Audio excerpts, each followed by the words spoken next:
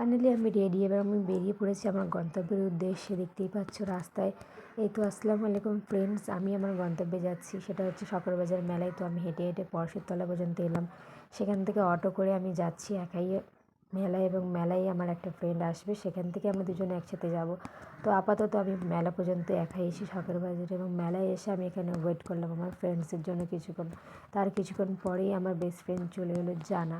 তো আমরা দুজন মিলে মেলায় এন্ট্রি করছি, এবং প্রচুর ভিড়, মানে এত ভিড় ঠেলে ঠেলে যাওয়া ইম্পসিবল। তাও আমরা গেলাম, এবং রাজকচুরির দোকান থেকে রাজকচুরি খেলাম, মোমোস খেলাম।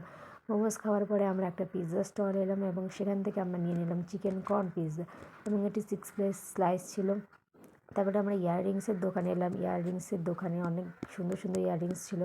সেখান থেকে একটা ইয়াররিংস আমার ফ্রেন্ড বেছে নিল, আর একটা ক্লিপ নিল। সেটার বিল পেমেন্ট করে আমরা দুজন মিলে আবার বেরিয়ে পড়লাম আমাদের গন্তব্যে, এবং ঘুরতে ঘুরতে আমরা আচারের দোকানে চলে এলাম, এবং এখানে অনেক রকম ভ্যারাইটিস আচার ছিল।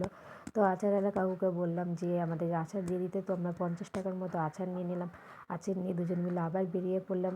তারপরে ফুল দোকানে দেখতে এখানে আর্টিফিশিয়াল অনেক ফুল ছিল।